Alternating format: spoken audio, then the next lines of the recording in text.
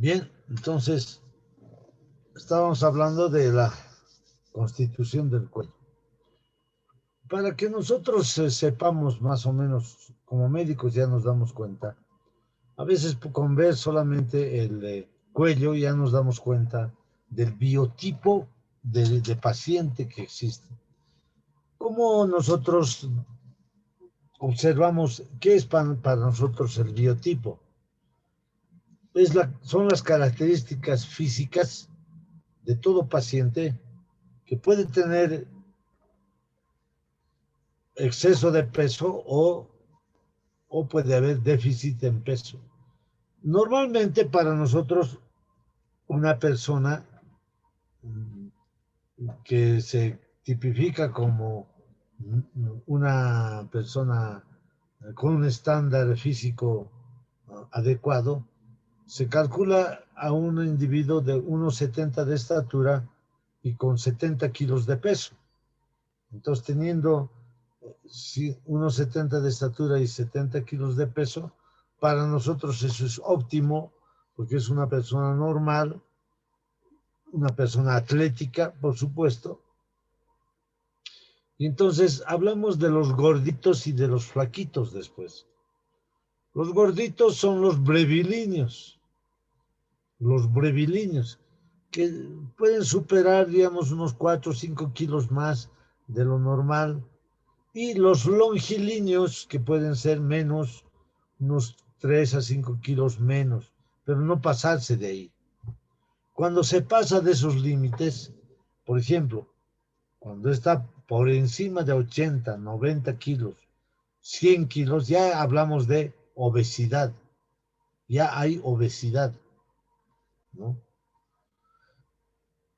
Pero puede ser la obesidad de primer grado, segundo grado, tercer grado, obesidad, después ya llegar a un cuarto grado, ya una obesidad mórbida, donde el paciente ha llegado a tener totalmente un exceso ya alarmante de peso, porque ese exceso de peso le permite al paciente realizar pocas actividades, ya no puede deambular bien, se pone a caminar y ya el peso del cuerpo sobre las rodillas es, es realmente demasiado duro, por lo tanto empieza a ver qué cosa hay, artrosis de rodilla. La presión arterial sube, hay una hipertensión arterial, tiene problemas ya de probables ateromas en las arterias, es decir, dentro de las arterias se van formando, unas placas de tejido graso que se conoce con el nombre de ateromas, que esas pueden obstruir y por lo tanto estos pacientes son candidatos a sufrir infartos. Así es. Entonces, vamos por esa primera parte en esta región, en esta parte del exceso de peso, ¿ya? Ahora, el otro extremo, los longilíneos, si digamos exageran en enflaquecer, las flacas y los flacos empiezan a enflaquecer más, ya pueden llegar a un estado de desnutrición, primer, segundo grado, tercer grado, ya un estado de raquitismo. Son generalmente pacientes, si se trata de pacientes con enfermedades crónicas, son pacientes con enfermedades crónicas. Puede ser tuberculosis. La tuberculosis es una de las enfermedades que va a producir una disminución de peso alarmante. ¿Por qué no tiene el paciente apetito? No come. O puede llegar hasta hasta el grado de raquitismo ya final, casi que es el de famélicos. Los famélicos son pacientes de piel y hueso. Ahora, por ejemplo, esta situación se presenta también en pacientes con cáncer o se presentó había una época de la década del 80 y 90 donde se morían los pacientes con VIH-Sida, con SIDA, y eran pacientes crónicos ya con estas enfermedades consuntivas, los consumía, ¿no? Y se los veía ahí raquíticos. Realmente era grave, terrible el problema del VIH-Sida. Entonces, eso es lo que podemos ver en el otro extremo. Por lo tanto, los dos extremos son malos. En la década del 80 se ha conocido una situación grave en Ruanda, en el África. Murieron en el lapso de 3 a 4 años por lo menos 4 millones de niños por falta de comida. 4 millones de niños por falta de comida, ¿se dan cuenta? Mientras que el mundo en general derrocha los alimentos y bota la basura, en esos lugares no tenían nada que comer en ese tiempo. Posteriormente eso se resolvió, pero terrible ha sido la situación. Apareció otra vez una hambruna en Somalia, en el África también. Y así en varios lugares hay unos bolsones de poblaciones donde no tienen que comer, jóvenes.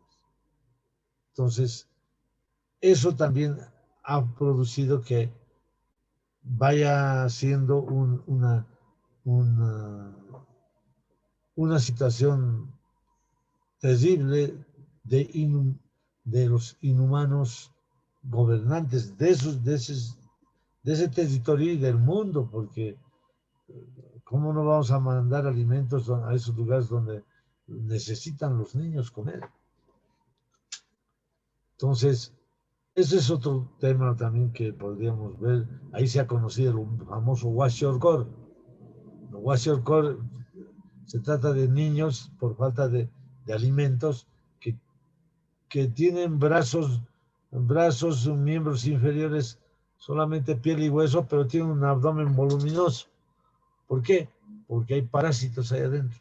¿Se dan cuenta, jóvenes? Están llenos de parásitos esos niños, famélicos. Terrible el problema.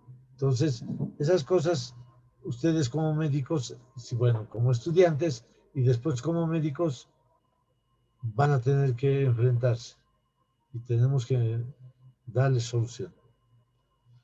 Entonces, con solo ver el cuello de una persona, nosotros nos damos cuenta si es longilíneo o si es brevilíneo. Si tiene rasgos de raquitismo, ya vemos en la cara la ausencia ya hemos dicho, de las bolitas de Bichat.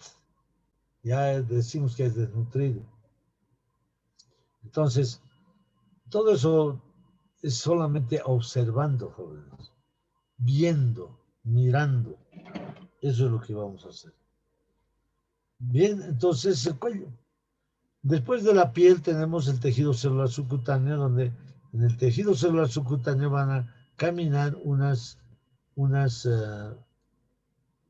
vasos venosos. Aquí tenemos la yugular externa y la yugular anterior, que van a estar en este plano, en el tejido celular subcutáneo. Aquí vemos, vean, este es el trayecto de la vena yugular externa, que está por fuera del esternocleidomastoideo. Se ve esto en cualquier persona. Si les hacemos soplar y esto aparece, ¿no? Entonces, así se ve. ¿Y qué más va a aparecer en el tejido celular subcutáneo? Ven estas líneas más o menos así, oblicuas, que están dirigiéndose hacia abajo. Este es el platisma mioides, o el músculo cutáneo del cuello, o músculo del terror del que hemos dicho. Ese músculo fino se encuentra en el tejido celular subcutáneo, porque es cutáneo. Así es. Bien, después de ese plano vamos a entrar a la aponeurosis cervical superficial. La aponeurosis cervical superficial se va a insertar en la parte superior, en el borde inferior de la mandíbula. Desde ahí va a descender a manera de una cortina, protegiendo, cubriendo los músculos supra e infraioideos y van a terminar envolviendo también al esternocleidomastoideo para continuarse a nivel de las clavículas, luego juntarse otra vez estas hojas e ir a envolver al pectoral mayor, menor y terminar en la axila. Vamos a hablar de esta aponerosis otra vez. La aponerosis que después se va a llamar clavipectoroaxilocoracoidea. Esa aponerosis vamos a hablar, pero es continuación de la aponerosis cervical superficial. Retiramos la aponerosis cervical superficial y caemos en estos músculos. Aquí están los músculos.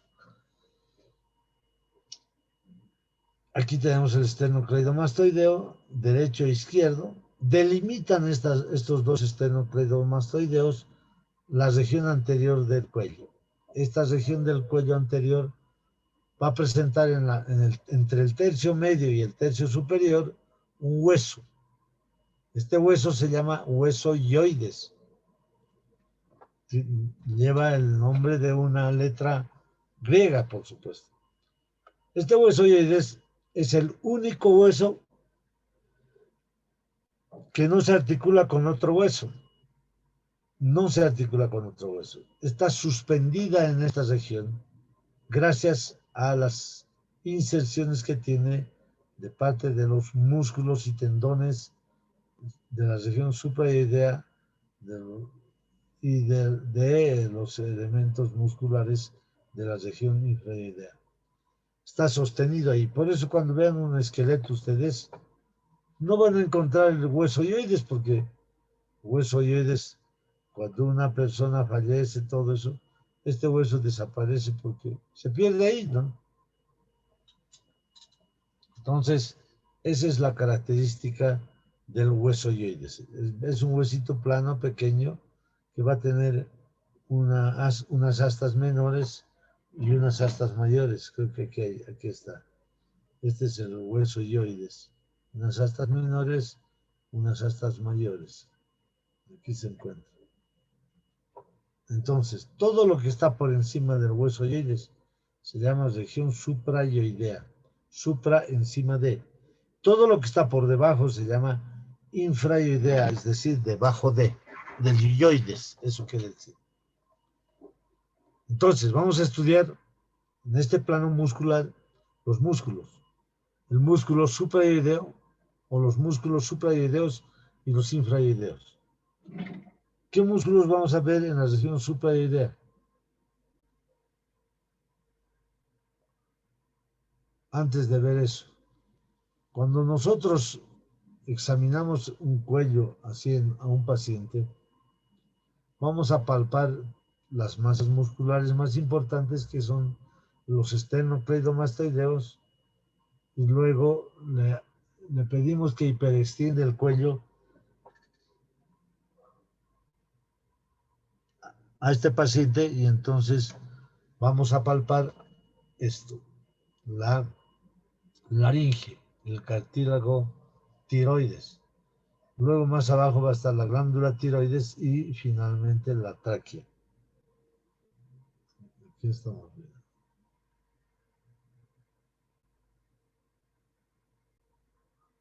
Ahora, ¿cómo hacemos la palpación? Esta es la palpación. Para palpar el cuello de la región suprainfrayoidea tenemos que colocarnos detrás del paciente o la paciente. El explorador se coloca aquí atrás y con los dedos índice, medio y anular palpamos la glándula tiroides, la laringe y la tráquea, por supuesto. Es de la maniobra que se conoce con el nombre de la maniobra de Lahey. Lahey. Lahey ha sido uno de los que ha abordado el tema de la tiroides con gran importancia. Es más, la aplicación quirúrgica empieza por la incisión de Lahey también. Eso es lo que vamos a ver en esta región, en la región supra e infrayoideal. Entonces aquí volvemos. Vamos a empezar por los músculos suprayoideos. Supra quiere decir encima del hueso yoides. Este es el hueso yoides. Entonces, ¿cuáles son? El primer músculo que vamos a ver es el vientre anterior del digástrico, que estamos viendo, que se inserta en la fosita digástrica de la mandíbula, llega hasta la parte media del trayecto de la región del cuello, de esta parte superior del cuello, y hay una aponerosis que le envuelve a su tendón intermedio, porque aquí está, este es el tendón intermedio. Entonces, se llama, es parte es un engrosamiento de la aponerosis cervical superficial y se inserta aquí directamente. De ahí es que esta parte del hueso, de la parte intermedia, está relacionada con el hueso ioides. Aquí está. De aquí nace otro tendón y se transforma en músculo que va a constituir al músculo, el vientre posterior del digástrico, que se inserta en la cara inferior de la apófisis mastoides, ahí, en la ranura del digástrico, que se llama. Entonces, ahí vamos a encontrar.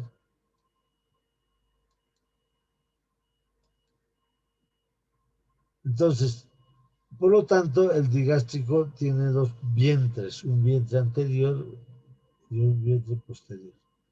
¿Cómo están inervados? ¿Cómo está inervado este músculo? El vientre anterior está inervado por el nervio miroideo y el vientre posterior está inervado por el facial, por una rama extrapetrosa del facial. Este vientre anterior y posterior del digástrico, conjuntamente con el borde inferior de la mandíbula, van a formar un triángulo. Aquí está. Este triángulo se llama triángulo suprayoideo lateral. Es el triángulo suprayoideo lateral. ¿Ya? Ese es el triángulo suprayoideo lateral. Perdón, un ratito. Entonces, tenemos ahí el triángulo suprayoideo lateral. ¿Cuál es la importancia de este triángulo suprayoideo lateral? Ahí es donde vamos a encontrar a la glándula submaxilar. Aquí se va a encontrar la glándula submaxilar. Por lo tanto, este triángulo también se llama triángulo submaxilar o suprayoideo medio. O perdón, suprayoideo lateral. Suprayoideo lateral. Aquí vemos, este es el triángulo suprayoideo lateral, formado por el borde inferior de la mandíbula, vientre anterior del digástrico y vientre posterior del digástrico. A propósito, aquí junto al vientre posterior del digástrico está bajando otro músculo pequeño, delgado, que se llama el estilo dioideo, que es parte del ramillete de Giolano. ¿Ya? Así es.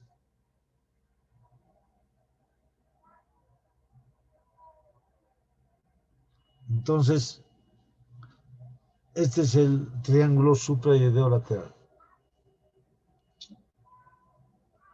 Los dos vientres anteriores del digástrico, aquí estamos viendo los dos vientres, con el hueso ioides forman otro triángulo medio, que se llama triángulo suprayoideo medio.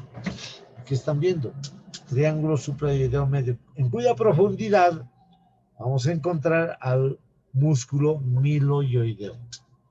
Músculo miloioideo. Entonces, aquí encontramos dos triángulos muy importantes. No tiene importancia en cuanto al contenido, pero sí debemos saber cómo está formado el triángulo. Yo les voy a dar una lista de 14 triángulos que hay en el cuello. Son triángulos anatómicos. Funcionalmente son algunos que sirven funcionalmente, pero es necesario que sepan nombrarlos por lo menos. Ya yo les voy a pasar eso. Cuando terminemos de hablar del cuello, todo el cuello. Entonces, Esos son los músculos suprayoideos. Los músculos infrayoideos son estos que están aquí. ¿Cuáles son esos músculos? Aquí vamos a ver. En la región infrayoidea vamos a encontrar unos músculos finos, delgados, acintados, que se conocen con el nombre de músculos infrayoideos, y vamos a ver que están dispuestos en dos planos. Un plano superficial, aquí están, el plano superficial donde está este de verde y este café, que corresponde al homoioideo, que es este, y al esternocleidoideo. El primer plano, entonces, homoioideo y esternocleidoideo. Este es el esternocleidoideo. Es el primer plano. El segundo plano está formado por este otro músculo que se llama esternotiroideo y el otro es el tiroideo. Vamos a hablar de esos músculos. Bien. El homoioideo, ¿dónde se inserta? Vean ustedes aquí o en esta otra. Se inserta en el borde superior del omóplato. De ahí, esa masa muscular fina, acintada, se dirige hacia la región supraclavicular, donde presenta un tendón intermedio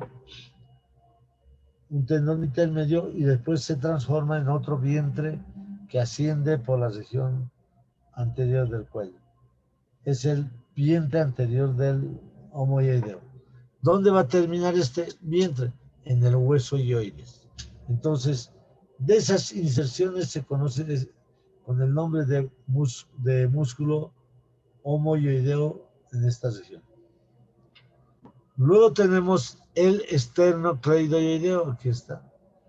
El esternocleidoideo se inserta detrás de las inserciones, aquí vamos a ver, aquí está. Este es el esternocleidoideo. Se inserta detrás de las inserciones del esternocleidomastoideo. Ahí se inserta en la clavícula y en la clavícula y en el esternón. Por eso se llama esternocleido, pero va a ir a dioides. Esternocleidoideo, por eso se llama. Entonces tenemos esos dos músculos en la región superficial o primer plano de la región infrayoidea. En el segundo plano vamos a encontrar estos otros músculos también acintados, finos, delgados, que van a corresponder. Primero es el esterno tiroideo, es decir, van a ser en el esternón y va a ir al cartílago tiroides. En la cara externa del cartílago tiroides, aquí vamos a ver, aquí este es el cartílago tiroides, aquí en la parte externa hay una cresta que se llama cresta oblicua externa. Entonces, en esta cresta, en la región inferior, se va a insertar el estenotiroideo nomás, porque se inserta en el esternón, no así en la clavícula. Y desde la cresta oblicua del cartílago tiroides hacia arriba se va a encontrar el tiroideo.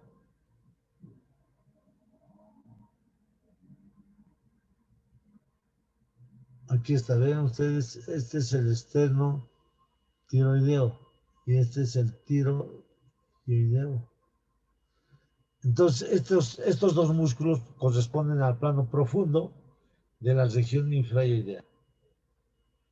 Los músculos infrayoideos están inervados por una anastomosis entre la rama descendente del hipogloso, que es el 12º par craneal, y el quinto nervio cervical. Se anastomosan y forman lo que se conoce con el nombre de asa cervical.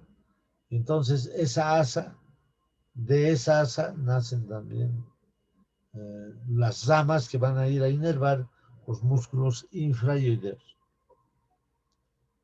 Hasta ahí nomás estos músculos. Entonces, cuando abrimos como cortinas, vamos a abrir esta región infrayoidea, entonces vamos a abrir como cortinas y ahí al fondo, ¿qué vamos a encontrar? la laringe, la glándula tiroides y la tráquea. Eso es lo que vamos a ver toda vez que hagamos la apertura en esta región. Bien, entonces esos son los 4 músculos que forman la parte de la región infraoidea.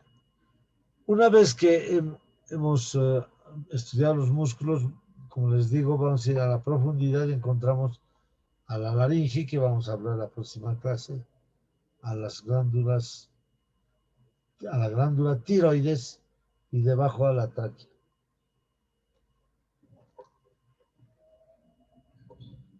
Entonces, en este plano vamos a estudiar primero la glándula tiroides. Vean ustedes las relaciones que tiene en esta región. Aquí está la laringe y esta es la tráquea. Entonces, detrás de esto encontramos el esófago, viene así.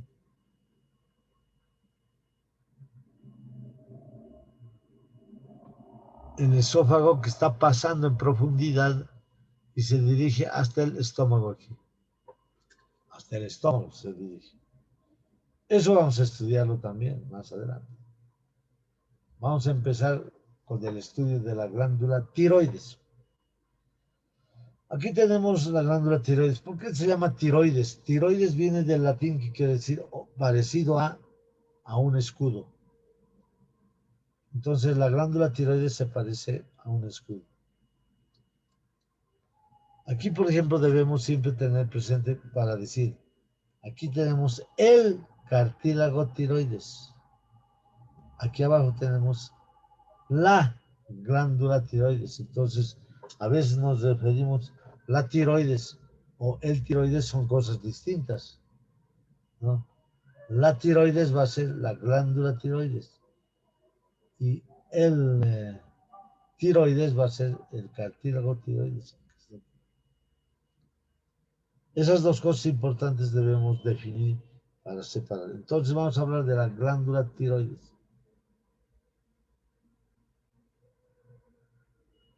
La glándula tiroides va a presentar un lóbulo derecho y un lóbulo izquierdo. Unidas por esta parte media que se llama istmo. Es el istmo tiroideo, que va a unir los dos lóbulos, derecho e izquierdo.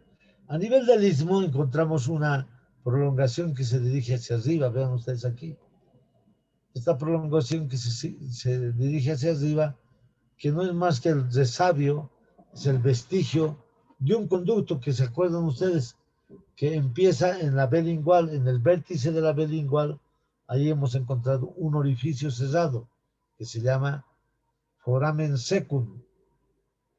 Ese foramen ciego, agujero ciego, comunicaba con la glándula tiroides a través de un conducto en la época embrionaria.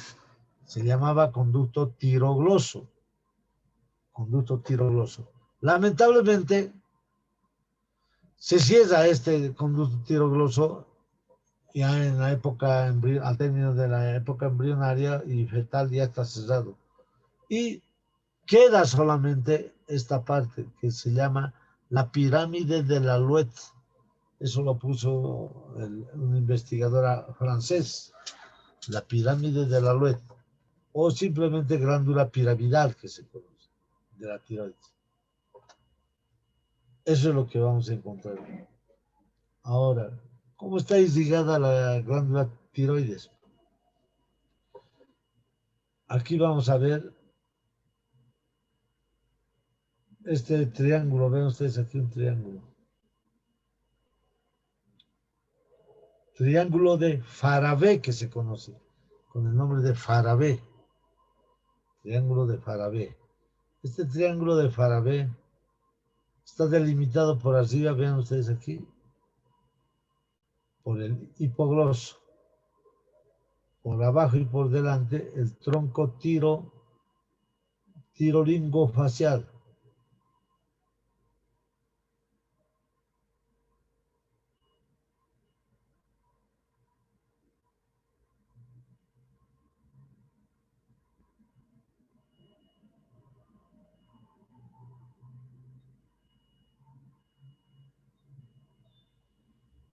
En este triángulo de aquí del Farabee vamos a encontrar la arteria carótida, la carótida externa, donde se va a encontrar todas las ramas. Ven ustedes aquí, la rama tiroidea superior, la arteria lingual, la arteria facial, la arteria faringe ascendente, etcétera. Vamos a hablar de eso en otro tema posteriormente.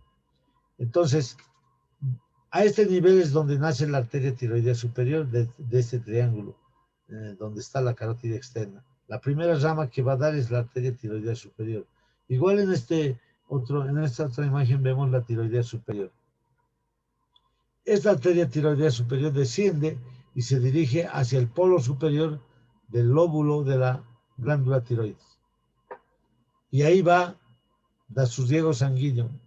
Va a llegar, va a dar una rama interna, una rama externa y una rama posterior.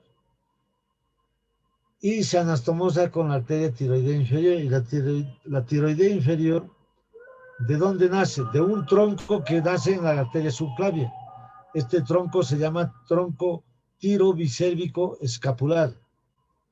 Tiro por la tiroidea inferior, bicérvico, una cervical ascendente y una cervical transversa, que estamos viendo. El tronco tiro bicérvico escapular, que va a dar la tiroidea inferior, la cervical ascendente, la cervical transversa y el escapular posterior. Entonces, de este tronco nace la tiroidea inferior. Y va a dirigirse, por supuesto, hacia el lóbulo correspondiente de la glándula tiroides, se anastomosa con las ramas de la tiroidea superior y garantiza todo el riego sanguíneo de la glándula. ¿Y cómo está cómo está inervada la glándula? Está inervada por este nervio que está subiendo por ahí. Es el nervio recurrente o laringio inferior, que es rama del vago. Aquí vamos a ver. Aquí está. Este es el nervio vago. Aquí está el nervio vago. Y está dando esta recurrente que se llama. Vamos a hablar de este nervio cuando hablemos del vago. Este es el que va a inervar la glándula tiroides. ¿Ya? Entonces, como verán, hasta ahí la glándula tiroides. Pero ¿cuál es lo más importante? La aplicación clínica. ¿Cuál es la función de la glándula tiroides? La glándula tiroides funciona para controlar el metabolismo basal de todos nosotros. ¿Qué quiere decir eso? Por ejemplo, nosotros hemos tomado un desayuno, un refrigerio a media mañana, hemos almorzado, ahora vamos a tomar té, vamos a un refrigerio o cualquier refrigerio, finalmente después la cena. En todo el día nos hemos dedicado a ingerir ciertos alimentos. ¿Para qué? Para que el hígado, para que los riñones ahorren, nos nutran, etcétera, y tengamos un stock de alimentos para que lo consumamos durante el día. Entonces, el metabolismo basal es eso, es todo lo que necesitamos para cumplir nuestras funciones durante todo el día. Por eso es muy importante que todo ser humano tenga que cumplir con esas etapas de la alimentación. Cuando falla eso, ya también va a ir a repercutir en las funciones fundamentalmente digestivas y alimenticias, que eso después se complica, cada vez va complicándose con otro órgano, hasta que llega un momento en que hay una falla multiorgánica. Normalmente nosotros tenemos una cantidad de 2.500, bueno, para una persona con unos 70 de estatura, 70 kilos de peso, las calorías diarias deberían ser de 2.500. Pero cuando hay exceso de desarrollo de actividades físicas, tenemos que comer más para cumplir las funciones. ¿Ya? Por ejemplo, hubo un gran nadador que siempre pongo como ejemplo, que en las Olimpiadas de China hace unos 12 años, 10 años, ese nadador famoso se llamaba Michael Phelps. Este Michael Phelps medía unos 90 de estatura y pesaba 85 kilos, o sea, un poquito más, menos de su peso. Pero consumía al día 10,000 a 12,000 calorías. ¿Por qué? Porque él tenía que quemar sus calorías entrenando en la piscina. Entrenaba 4 horas diarias. Imagínense todos los días estar trabajando ahí, entrenándose. Era pues porque era para ser campeón nada más. Y lo logró justamente en esas Olimpiadas. Ganó 8 medallas de oro solito, él solo, en todas las competencias de 100 metros pecho, 100 metros espalda, estilo libre, todo eso. Realmente un tipo maravilloso.